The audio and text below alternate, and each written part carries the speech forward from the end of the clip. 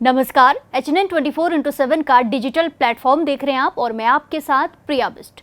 उत्तराखंड में सियासी जंग देखने को मिल रही है और आज का बड़ा सवाल यह है कि क्या हरक सिंह रावत की उत्तराखंड में बढ़ती सक्रियता से कांग्रेस को फायदा होगा।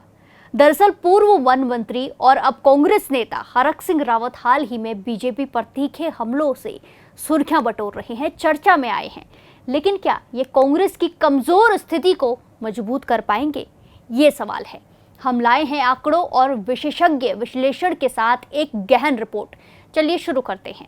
हरक सिंह रावत उत्तराखंड की राजनीति का एक जाना माना नाम है। 2016 में कांग्रेस से बागी होकर बीजेपी में शामिल हुए, कैबिनेट मंत्री बने, लेकिन 2022 में पार्टी विरोधी गतिविधियों के लिए निकाल दिए गए और उसके बाद जनवरी 2022 में कांग्रेस में वापसी कर ली अपनी बहू अनुकृति गुसैन के साथ, और अब 2025 में वो फिर सक्रिय हो गए हैं, एक्टिव मोड में नजर आ रहे हैं। मानसून आपदाओं पर प्रेस कॉन्फ्रेंस की। वहीं अगर आंकड़ों पर नजर डालें तो उत्तराखंड में बीजेपी का दबदबा है।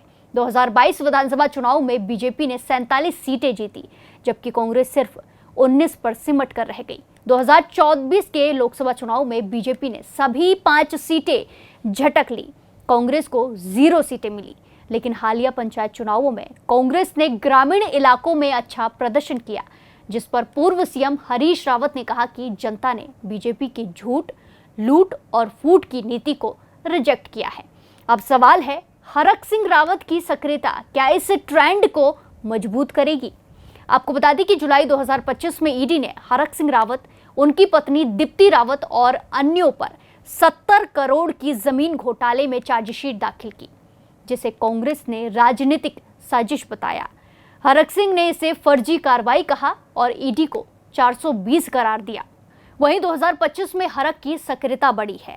अगस्त में बीजेपी विधायक खजान दास ने उनके बयानों को मानसिक विकृति बताया, जबकि हरक ने बीजेपी पर धन उगाही का आरोप लगाया। एक्स पर वायरल पोस्ट में हरक को कांग्रेस का चेहरा कहा जा रहा है, जहां उन्होंने 2 बयानों से ही अपना ध्यान खींचा है। आपको बता दें कि दिसंबर 2024 में ईडी ने उनकी पत्नी से पूछताछ की, जिसे कांग्रेस ने विरोधियों को दबाने की कोशिश बताया।